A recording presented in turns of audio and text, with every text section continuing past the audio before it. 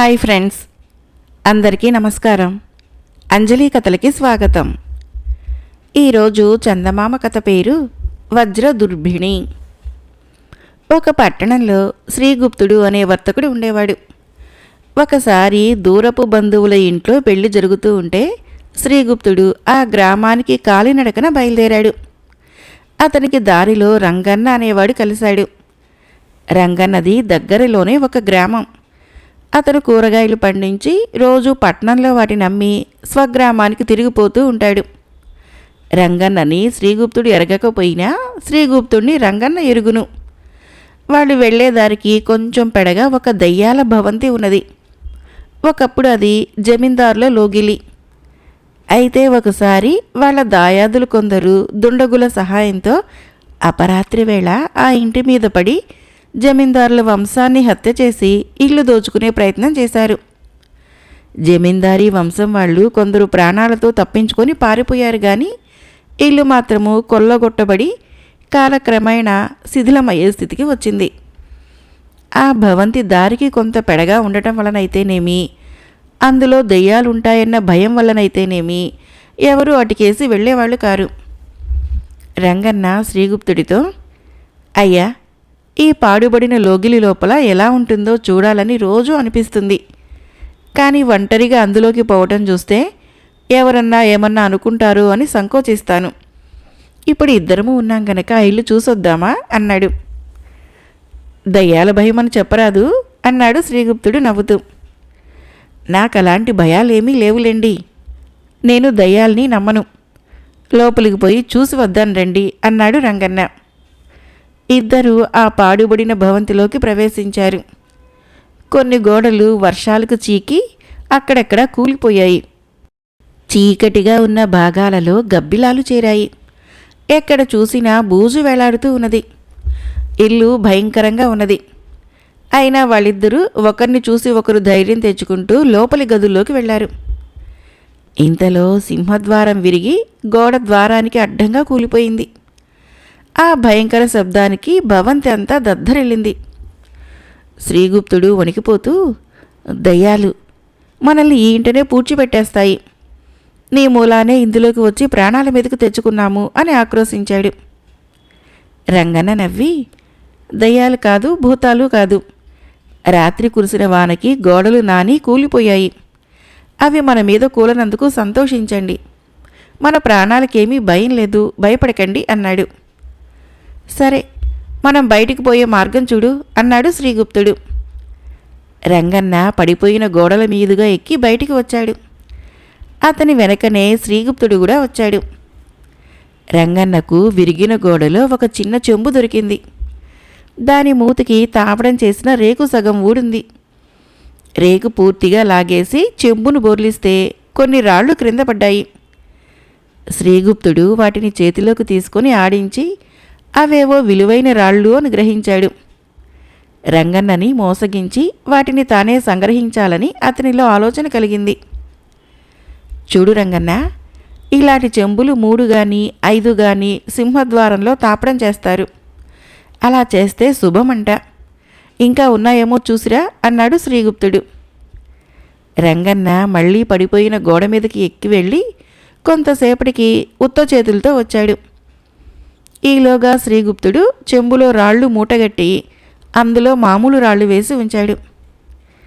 రంగన్న రాగానే ఆ రాళ్ళని శిథిలాలలోకి విసిరివేసి, ఇవేవో పంచలింగాలు, ఎవడికి కావాలి ఈ బోడిలింగాలు అని శ్రీగుప్తుడు చెంబును రంగన్నకిచ్చి ఉంచుకోమన్నాడు. శ్రీగుప్తుడు విసిరిన రాళ్లల్లో ఒకటి రంగన్న కాళ్ళ దగ్గర పడింది. కానీ దాని పక్కనే మరొక రాయి రంగన్నకు కనిపించింది. అది చెంబులోది కాదు. ఒక బోడిలింగాన్ని జ్ఞాపకార్థం ఉంచుకుంటాను అంటూ రంగన్న వంగి ఆ కొత్త రాయిని తీసి చెంబులో వేసుకున్నాడు. శ్రీగుప్తుడు చెంబులోని అసలు రాళ్ళని కాజేయటానికే తనను శిథిలాల మధ్యకు పంపించాడని రంగన్న గ్రహించాడు. కానీ ఆ సంగతి తనకు తెలియనట్టు అతను పైకి కనపడనివ్వలేదు. తర్వాత ఇద్దరూ ఎవరి దారిన వాళ్ళు వెళ్లారు. రంగన్న మర్నాడు పట్టణంలో కూరలు అమ్ముకొని శ్రీగుప్తుడిని చూడబోయాడు. రంగన్నను చూడగానే శ్రీగుప్తుడు కంగారు పడ్డాడు. రంగన్న అనుమానము రూఢి అయింది. రంగన్నకు పట్నంలో పగటి వేషాలు వేసే స్నేహితుడొకడున్నాడు. ఒకప్పుడు అతని కుటుంబం వాళ్ళు బాగా బతికారట. అతని పేరు వసంతరాజు. రంగన్న వసంతరాజుకు జరిగిందంతా చెప్పి శ్రీగుప్తుడికి తగిన శాస్తి జరపాలన్నాడు. వసంతరాజు అందుకు ఉపాయం ఆలోచించాడు. అతను ఆ సాయంకాలము ఖరీదైన దుస్తులు వేసుకొని పెద్ద మనిషిలా శ్రీగుప్తుడి దుకాణానికి వచ్చాడు. శ్రీగుప్తుడు శిథిలాల మధ్య దొరికిన రాళ్లను సాన పట్టిస్తున్నాడు. అవి ముడివజ్రాలు. చాలా ఏళ్లనాటివి కావటం చేత మట్టి పట్టి రాళ్లలాగా ఉన్నాయి. వసంతరాజు శ్రీగుప్తుడితో, అవి వజ్రాలా ఏం? మన వజ్రాలకు అరేబియాలో వల్లమాలిన గిరాకీ. నేను అరేబియాలో వజ్రాలు అమ్మి లక్షలు గడించాను అన్నాడు. వజ్రాలకు ఎలా విలువ కడతారు అని శ్రీగుప్తుడు అడిగాడు.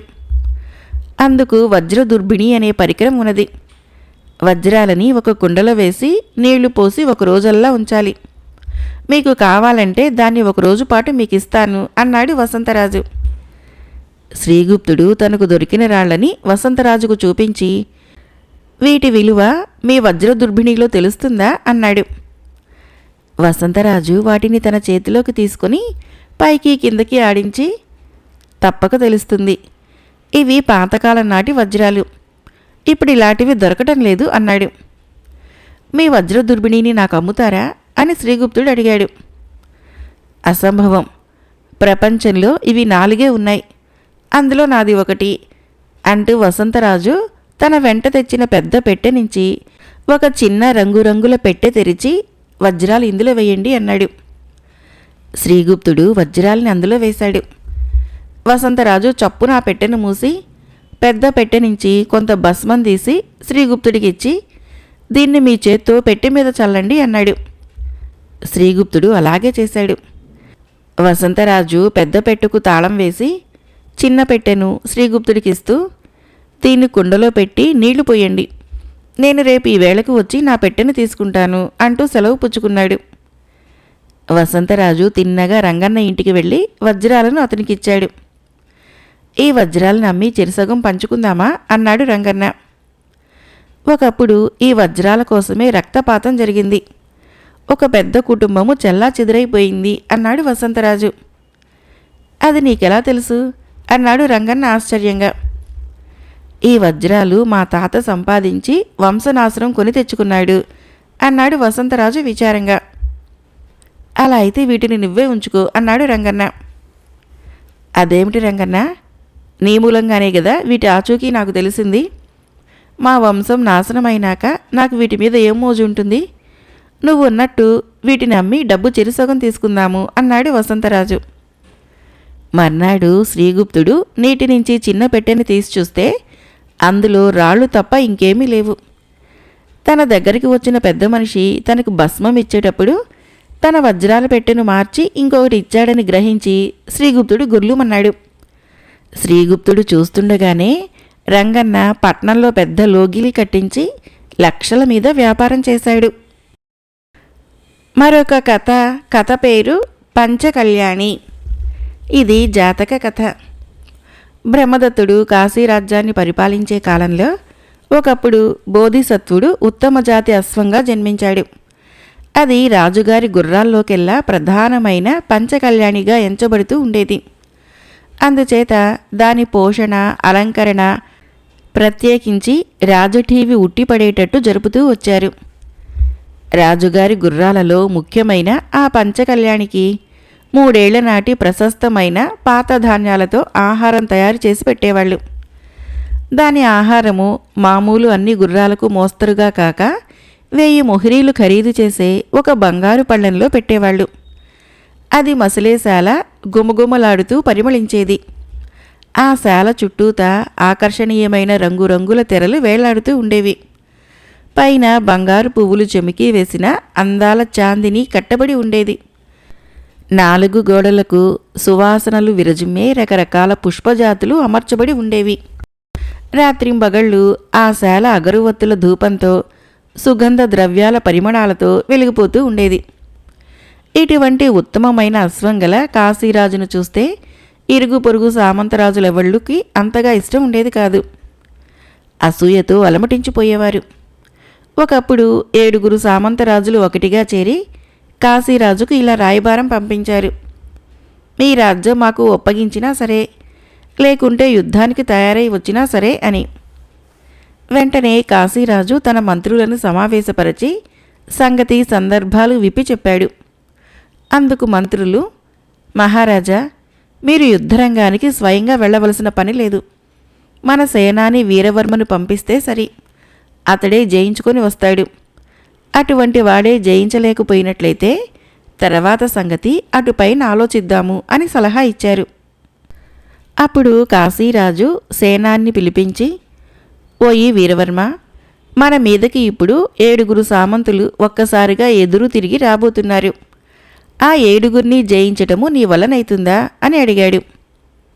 మహాప్రభు, ఏలికకు ఎంతో ప్రియమైనటువంటి పంచకళ్యాణిని దయచేయిస్తారంటే ఈ 7 రాజులనే కాదు, దేశమంతటిని ఒక దెబ్బతో జయించుకుని రాగలను అని ధీమాగా పలికాడు వీరవర్మ. అందుకు రాజు సంతోషంగా పంచకళ్యాణిని తీసుకుని వెళ్ళి యుద్ధం జయించుకుని రమ్మని సేనానిని పంపించాడు. రాజు వద్ద సెలవు తీసుకున్న సేనాని వెంటనే పంచకళ్యాణిని తీసుకుని యుద్ధానికి బయలుదేరాడు. వీరవర్మ మెరుపులాగా కోట నుంచి యువతల పడ్డాడు. ధైర్య సాహసాలతో పోరాడి మొదటి సామంతుణ్ణి పట్టి బందీగా తీసుకున్నాడు. మళ్ళీ యుద్ధరంగానికి వచ్చి 2వ సామంతుని, ఆ తర్వాత 3వ సామంతుణ్ణి, అలాగే వరుసగా 5 రాజుల్ని బందీలుగా చేసుకున్నాడు. ఇంతవరకు జయించుకుని వచ్చిన వీరవర్మ 6వ మకాముకు చేరుకొని ఆ రాజుతో తలపడి జయించేటంతటిలో అతని గుర్రానికి దెబ్బ తగిలి గాయం నుంచి నెత్తురు స్రవించసాగింది. వీరవర్మ పంచకళ్యాణిని ఒక ద్వారం వద్ద కట్టివేసి మరొక గుర్రాన్ని తీసుకుని యుద్ధానికి వెళదామని ఆలోచించాడు. ఈ ఆలోచనతో పంచకళ్యాణికి ఉన్న జీను, కళ్ళెము, తక్కిన సామాగ్రి విప్పివేయబోయాడు. అప్పుడు పంచకళ్యాణి రూపంలో ఉన్న బోధిసత్వుడు సేనాని చేస్తున్న పనిని కళ్ళు విప్పి చూశాడు. అయ్యో వీరుడా, ఎంత అమాయకుడవు! నాకు దెబ్బ తగిలిందనగానే మరి ఒక గుర్రాన్ని తయారు చేసుకుందామనుకుంటున్నావు. 7వ మకాము భేదించి 7వ సామంతరాజును పట్టి ఇవ్వటము ఆ గుర్రానికేమి చేతనైతుంది? అలా నమ్మి నువ్వు కొత్త గుర్రాన్ని తీసుకోవటంతో ఇంతవరకు నేను చేసిన పని అంతా వ్యర్థమైపోతుందే. పైగా నువ్వు నిష్కారణంగా శత్రువుల చేతిలో పడి చచ్చిపోతావే. దాని ఫలితంగా మన యజమాని అయిన కాశీరాజు అతి సులువుగా సామంతుల చేతుల్లో చిక్కుకొని పోతాడే. 7వ సామంతరాజును జయించటము ఒక్క నా వలనే అవుతుంది గాని మరొక గుర్రానికి అలవి కాదని నీకు తెలియకపోయినే కదా అని అనుకొని ఎంతగానో విచారించాడు. అంతటితో ఊరుకోలేదు. దెబ్బ తగిలి అలా పడిపోయి ఉన్న ఆ పంచకళ్యాణి వీరవర్మను దగ్గరకు పిలిచి మానవ స్వరంతో ఇలా చెప్పింది. ఓయి సూర్యుడా వీరవర్మ, 7వ మకాము భేదించి 7వ శత్రురాజుని పట్టగల గుర్రాన్ని నేను తప్ప మరొకటి లేదని తెలుసుకో. ఇంతవరకు నేను చేసిన పని వ్యర్థం కానీయకు. ఎటువంటి పరిస్థితుల్లోనైనా ధైర్యము, సాహసము ఉండాలి. ఇందుకు తోడు ఆత్మవిశ్వాసము, గుండె నిబ్బరము అవసరమై ఉంది. కనుక నా మీద పూర్తి నమ్మకం కలిగి ఉండు. దెబ్బ తగిలినంత మాత్రాన నన్ను విడిచిపుచ్చకు. గాయం తగిలిన నా కాలుకు వెంటనే కట్టుకట్టి బాగు చెయ్యి. మళ్ళీ నన్ను పూంచి త్వరగా యుద్ధరంగానికి బయలుదేరు అని అనేక రకాలుగా బోధ చేసింది. తక్షణమే వీరవర్మ తన పంచకళ్యాణికి కట్టుకట్టి మళ్ళీ తయారు చేశాడు. దానిపైన ఎక్కి బయలుదేరేసరికి అది మెరుపులాగా మెరిసి శరవేగంతో దూసుకుని వెళ్ళి చూస్తూ ఉండగా 7వ మకాం భేదించింది. వీరవర్మ 7వ సామంతుణ్ణి కూడా బందీగా పట్టివేశాడు. వీరవర్మకే యుద్ధంలో విజయం కలిగింది. బందీలుగా పట్టుబడిన 7 సామంతులు, సైనికులు కాశీరాజు ఎదుట నిలబెట్టబడ్డారు. పంచకళ్యాణి రూపంలో ఉన్న బోధిసత్వుడు అక్కడికి వచ్చాడు. వచ్చి రాజుతో, ప్రభు, ఈ 7 నీకు సాటి రాజులు. వారిని హింసించడం తగదు. వారిని కించపరచడం కూడా న్యాయం కాదు. నీకు తోచిన ఒక షరతు పెట్టి వారిని ఆ షరతుకు లోబరిచి వదిలివేయటమే సమంజసం. రాజా, ఉదారత కలిగి ఉండు. ధర్మబుద్ధితో న్యాయంగా రాజ్యం ఏలుకో అని బోధించగా భటులు వచ్చి గుర్రం వంటిపై ఉన్న అలంకారాలన్నీ తీసివేశారు. తీస్తూ ఉండగానే పంచకళ్యాణి రూపంలో ఉన్న బోధిసత్వుడు పంచత్వం పొందాడు. తర్వాత కాశీరాజు ఆజ్ఞ ప్రకారము సమస్తమైన మర్యాదలతోనూ గుర్రానికి ఉత్తర క్రియలు జరిగినాయి. వీరవర్మకు గొప్ప గౌరవం జరిగింది. 7 సామంతులని వారి వారి రాజ్యాలకు పంపివేశారు. ఆనాటి నుండి కాశీరాజ్యంలో బోధిసత్వుడి ఇష్టప్రకారము న్యాయసమ్మతంగా ధర్మయుతంగా పరిపాలన సాగుతూ వచ్చింది. మరొక కథ పేరు బద్ధకస్తుడు. ఈ కథను రచించిన వారు వసుంధర గారు. సోమశర్మ కలిగిన వారింట పుట్టాడు. విద్యాభ్యాసం చేస్తున్నప్పటి నుంచి అతడికి కావ్యాలు చదివి వాటిలోని కథలని ఇతరులకు చెప్పడం ఎంతో ఇష్టం. కావ్యాల్లో చదివినప్పటికంటే అతడు చెప్పిన తర్వాతే ఆ కథలు ఎక్కువ బాగున్నాయని మిత్రులు అతడికి మహాకవి అని బిరుదు ఇచ్చి, నువ్వు కూడా ఒక మహాకావ్యం రాసి మేము గర్వపడేలా చేయాలి అన్నారు. నాకెంతో ఇష్టమైన పాండవుల అజ్ఞాతవాసం కథని కావ్యంగా రాస్తాను, కానీ ఇప్పుడు కాదు, చదువు పూర్తయ్యాక అన్నాడు సోమశర్మ. కొన్నాళ్ళకి సోమశర్మ చదువు పూర్తయింది. మిత్రులు అతన్ని కావ్యరచనకు పూనుకోమన్నారు. అతడు వారితో, నాకు తాళపత్రాల మీద రాసింది చదవటం అంటే ఉత్సాహమే, కానీ నేనే ఘంటం చేతపట్టి అక్షరాలు రాయాలంటే మహాబద్ధకం. కాబట్టి నేను కవిత్వం చెబుతూ ఉంటే మీరెవరైనా రాసి పెట్టండి అన్నాడు. సోమశర్మ ఇలా అనగానే మిత్రులిద్దరూ సరేనని ముందుకు వచ్చారు. సోమశర్మ వారితో, నేను మనసులో ఉత్సాహం పుట్టినప్పుడే తప్ప ఎప్పుడంటే అప్పుడు కవిత్వం చెప్పలేను. కాబట్టి మీరిద్దరూ మా ఇంటికి మకాం మార్చి ఎల్లప్పుడూ నాతోనే ఉంటూ నేను చెప్పినప్పుడల్లా రాస్తూ ఉండండి అన్నాడు. అలా మాకు కుదరదు. నువ్వు బద్ధకం విడిచిపెట్టి స్వయంగా రాయటం అలవాటు చేసుకో, లేదు త్వరగా పెళ్లి చేసుకో. నీ భార్య ఎల్లప్పుడూ నీతోనే ఉంటుంది కాబట్టి ఉత్సాహం పుట్టినప్పుడల్లా నువ్వు చెబుతూ ఉంటే ఆమె రాస్తూ ఉంటుంది అన్నారు మిత్రులు. కొన్నాళ్ళకి సోమశర్మకు సుచల అనే యువతితో పెళ్ళయింది. అతడి మిత్రులు ఆమెను కలుసుకొని, నీ భర్త మహాకవి, అతడి చేత కావ్యరచన చేయించే బాధ్యత నీదే అన్నారు. అందుకు ఆమె సరేనన్నది. కానీ కలవారి కోడలైనందున పగలంతా ఇంటి బాధ్యతలు ఉండేవి. చీకటి పడ్డాక సోమశర్మకు నిద్రపైన ఎక్కువ, కవిత్వం పైన తక్కువ దృష్టి ఉండేది. అయినా అడపాదడపా 1-6 పద్యాలు చెప్పగా అతి కష్టం మీద ఏడాదిలో 20 పద్యాలయ్యాయి. వాటిని విన్న మిత్రులు, నీ కవిత్వం చాలా గొప్పగా ఉంది, బద్ధకాన్ని వదిలి త్వరగా కావ్యాన్ని పూర్తి చెయ్యి అన్నారు. వారి పొగడ్తలు సోమశర్మ ఉత్సాహాన్ని పెంచగా కావ్యాన్ని త్వరగా పూర్తి చేయాలనుకున్నాడు. కానీ ఆ రోజే సుచలను పురిటికని పుట్టినింటికి తీసుకుని వెళ్ళటానికి అత్తమామలొచ్చారు. సోమశర్మ దిగులుగా సుచలతో, నువ్వు తిరిగి వచ్చేదాకా నా కావ్యాన్నెవరు రాస్తారు అన్నాడు. అందుకు సుచల నవ్వి, తిరిగి వచ్చాక కూడా నాకు పగలు రాత్రి చంటి బిడ్డతోనే సరిపోతుంది, కాబట్టి బద్ధకం విడిచి మీ కావ్యాన్ని మీరే రాసుకోండి అన్నది.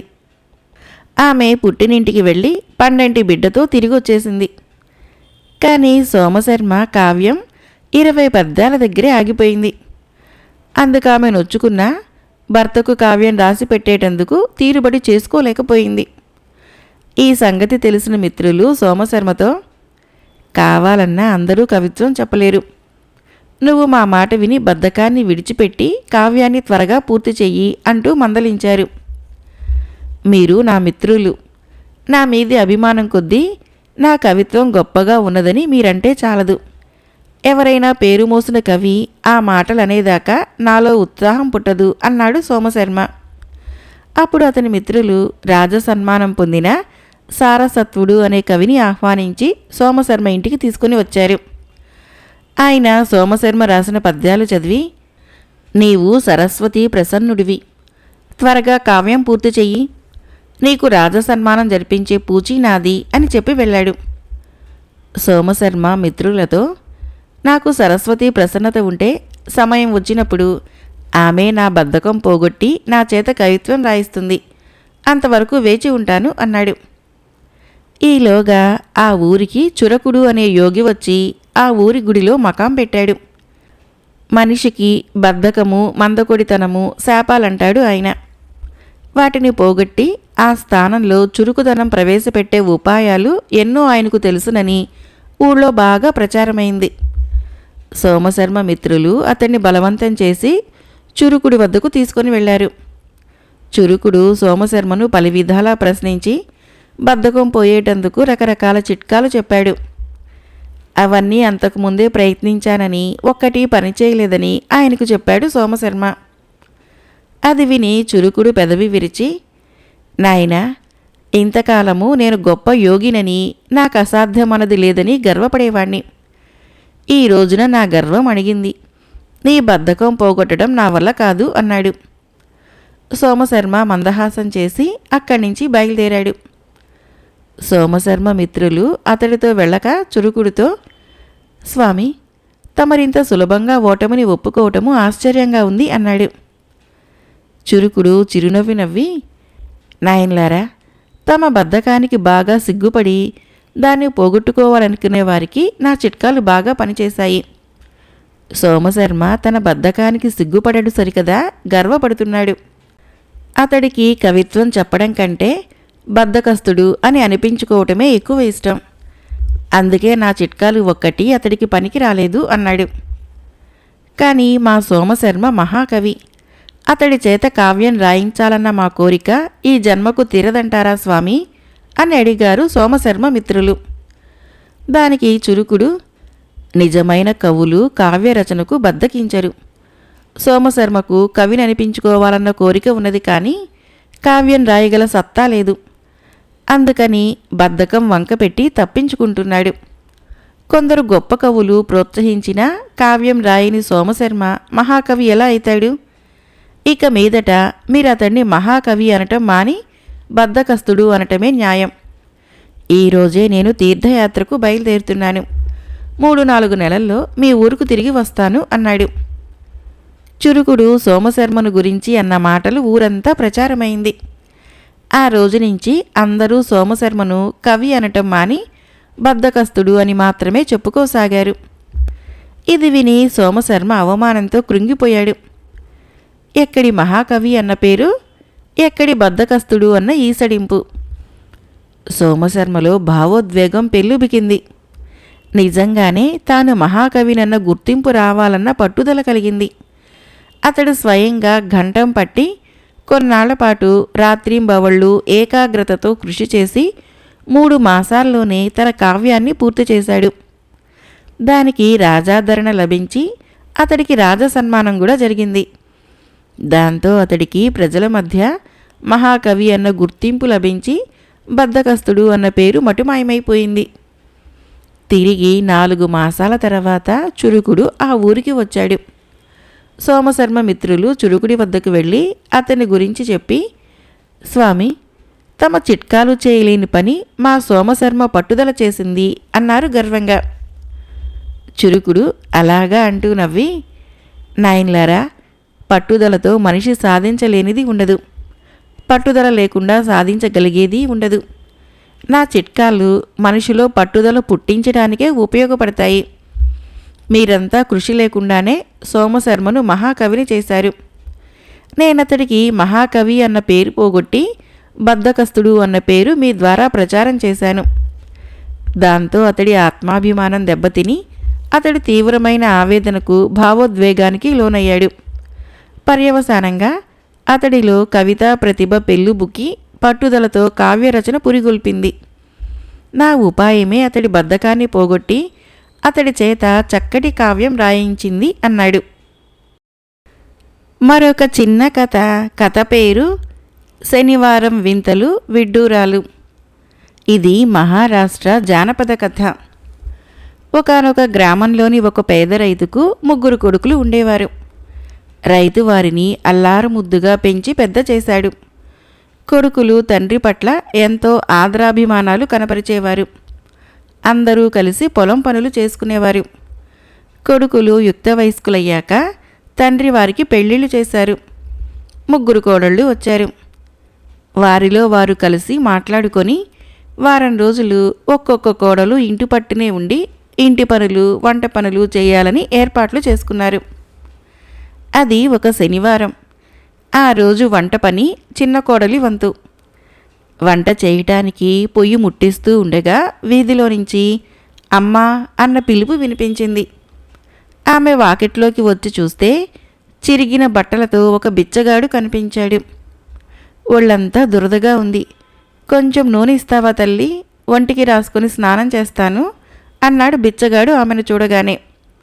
ఆమె ఇంటి లోపలికి వెళ్ళి సీసాలో నూనె తెచ్చి బిచ్చగాడి అరచేతిలో పోసింది. వాడి దాన్ని ఒంటికి రాసుకున్నాడు. పక్కనే చెరువు ఉంది, వెళ్ళి స్నానం చేసిరా, ఇంత తిని వెళుదువు గాని అన్నది చిన్న కోడలు.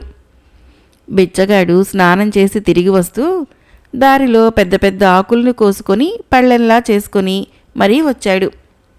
చిన్న కోడలు వాడికి ఆ ఆకులో భోజనం వడ్డించింది.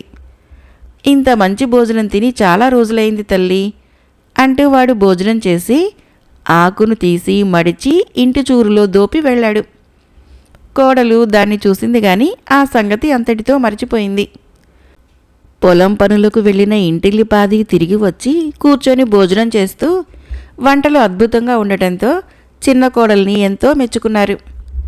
అయినా ఇంటికి వచ్చిన బిచ్చగాడిని గురించి చెప్పే అవకాశం ఆమెకు రాలేదు. ఒక వారం గడిచి మరుసటి శనివారం వచ్చింది. ఆ రోజు వంట చేయటము రెండవ కోడలి వంతు. ఆమె వంట పనులు ప్రారంభిస్తూ ఉండగా బిచ్చగాడి కంఠస్వరం వినిపించింది. ఆమె వెలుపలికి రాగానే బిచ్చగాడు, ఒళ్ళంతా కురుపులుగా ఉన్నాయి, నూనె రాసుకుని స్నానం చేయాలి, కొద్దిగా నూనె ఇవ్వు తల్లి, పుణ్యం ఉంటుంది అన్నాడు. ఒళ్ళంతా పుళ్లతో ఉన్నవాణ్ణి చూడగానే ఆమెకు కంపరం కలిగి, నీలాంటి ముష్టి వెదవులకు ఇవ్వటానికి మా ఇంట నూనె లేదు, వెళ్ళు వెళ్ళు అని తిట్టి ఇంటి లోపలికి వెళ్ళిపోయింది. నూనె లేకపోతే లేకపోయింది, పొద్దుట్నుంచి ఏమీ తినలేదు, ఒక రొట్టె ముక్క ఉంటే పెట్టు తల్లి, తిని ఆకలి తీర్చుకుంటాను అన్నాడు బిచ్చగాడు. నువ్వింకా ఇక్కడే తగలడ్డావా అంటూ ఆమె లోపల నుంచే అక్కడ ఉన్న మురికి నీళ్ల బొక్కెని తీసి కిటికీ గుండా వాడి మీదకు పోసింది.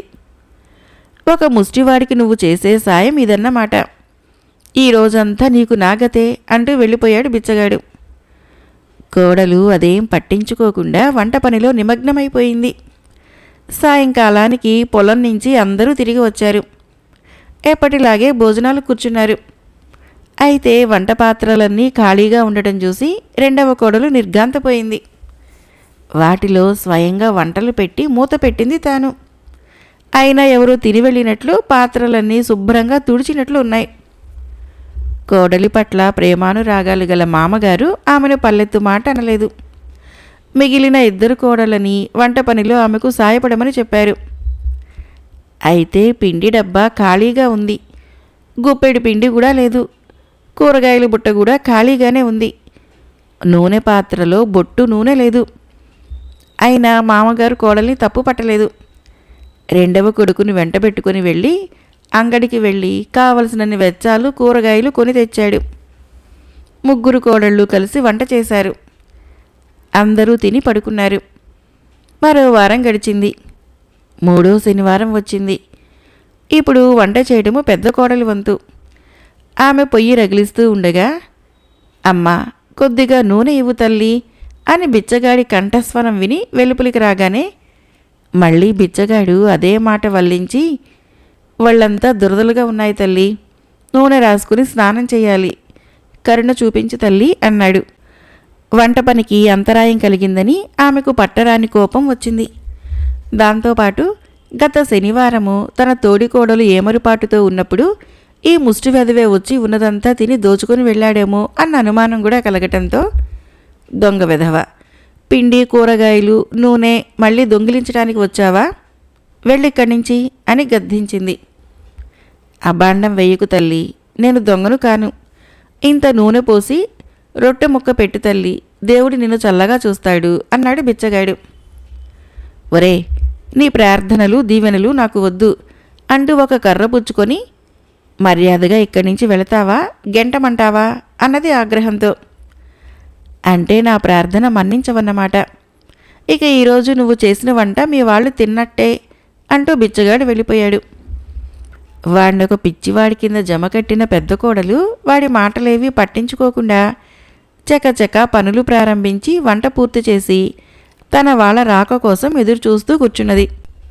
అందరూ వచ్చి భోజనాలకు కూర్చున్నాక వంటలతో ఉన్న పాత్రల్ని తెచ్చి వాళ్ళ ముందుంచి ఒక్కొక్క పాత్ర మూత తీసింది. రొట్టెల చుట్టూ పురుగులు తిరుగుతున్నాయి. పప్పులో చీమలు, ఈగలు. వాటిని చూసి దిగ్భ్రాంతి చెందిన ఆమె బోరున ఏడుస్తూ వంటగదిలోకి వెళ్ళిపోయింది. పరిస్థితి మామగారికి అర్థమైంది. తెలియకుండానే మనము దేవతలకేదో అపచారం చేసి వారి ఆగ్రహానికి గురయ్యాము. లేకుంటే గత శనివారము ఈరోజు ఇలాంటి దుర్ఘటనలు జరిగే అవకాశం లేదు. మనం దేవతల్ని సంతోషపరిచి దీనికి ఏదైనా పరిష్కారం చూడాలి అన్నాడు సాలోచనగా. ఆ తర్వాత ఆయన పెద్ద కొడుకుని వెంటబెట్టుకుని వెళ్ళి కావలసిన వంట సామాగ్రిని తెచ్చి 3 కోడళ్లను వంట చేయమని చెప్పాడు. వారం గడిచింది. 4వ శనివారం రానే వచ్చింది. ఆ రోజు వంట చేయటము మళ్ళీ చిన్న కోడలు వంతైంది. ఆమె వంట చేయటానికి ఉపక్రమిస్తూ ఉండగా పరిచిత కంఠస్వరం మళ్ళీ వినిపించింది. వెలుపలికి వచ్చి చూస్తే అదే బిచ్చగాడు. అలాగే నూనె అడిగాడు. కొన్నాళ్ల క్రితం వచ్చి అడిగావు కదా, ఇంకా నీకు ఆ పుళ్ళు దురదలు పోలేదా అంటూ చిన్న కోడలు ఇంటి లోపలికి వెళ్ళి నూనె తెచ్చి వాడి చేతిలో పోసింది. వాడు నూనెను వంటి నిండా రాసుకుంటూ ఉండగా, వెళ్ళి స్నానం చేసిరా, ఇంత తిని వెళుదువు గాని అన్నది ఆమె. కొంతసేపటికి వాడు ఆకుల పళ్ళెంతో తిరిగి వచ్చాడు. ఆమె పెట్టిన రొట్టెలు సంతోషంగా తిని, మీ భార్యాభర్తలు పిల్లా పాపలతో చిరకాలము సుఖ సంతోషాలతో వర్ధిల్లండి అంటూ లేచి తిన్న ఆకును చూరుకు దోపి వెళ్ళిపోయాడు. ఆ రోజు సాయంకాలము ఆమె చేసిన వంటని అందరూ సంతోషంగా తిన్నారు. అంతా చాలా విచిత్రంగా ఉంది. ఒక శనివారం వంటలు కనిపించకుండా పోయాయి.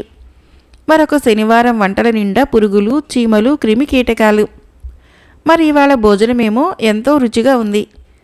అంటే మన పట్ల దేవతలకున్న కోపం పోయిందన్నమాట, శాంతించినట్లుంది అన్నాడు మామగారు. అప్పుడే భోజనం చేయడానికి కూర్చున్న చిన్న కోడలు ఈ 2 శనివారాలలో వచ్చిన బిచ్చగాడిని గురించి వివరించి వాడు తమ ఇంటి చూరులో దాచి వెళ్ళిన విస్తరాకుల్ని మామగారికి చూపించింది. మామగారు లేచి వెళ్ళి ఒక విస్తరాకుని తీసి చూశాడు. అందులో మణులు, మాణిక్యాలు, రత్నాలు ఉన్నాయి. 2వ విస్తర్ని తీశాడు. అందులో బంగారు నాణాలు ఉన్నాయి. ఆ కుటుంబము ఆనందాశ్చర్యాలకు అవధులు లేకుండా పోయాయి. అప్పుడు గత 2 శనివారాలలో బిచ్చగాడు వచ్చి నూనె అడిగినప్పుడు తామెలా తరిమి కొట్టింది పెద్ద కోడలు, 2వ కోడలు మామగారికి వివరించారు. బహుశా శని భగవానుడే బిచ్చగాడిలా మన ఇంటికి వచ్చాడనుకుంటాను. ఇప్పుడు ఆయన ప్రీతి చెందాడు అన్నాడు రైతు ఆనందంగా. కొన్నాళ్ళకి ఈ సంఘటన గురించి ఇరుగు పొరుగు వాళ్లకు తెలిసింది. గ్రామ ప్రజలు శనివారాలలో శనీశ్వరుని పూజించేటప్పుడు ప్రధానంగా నువ్వుల నూనె పెట్టడం ప్రారంభించారు. ఆ సాంప్రదాయము కొన్ని ప్రాంతాలలో ఇప్పుడు కొనసాగుతూ ఉంది. కథ అయిపోయింది. ఫ్రెండ్స్, ఈ కథలు మీకు నచ్చినట్లయితే మన ఛానల్ని తప్పకుండా సబ్స్క్రైబ్ చేయండి, లైక్ చేయండి, షేర్ చేయండి, కామెంట్ చేయండి. Thank you.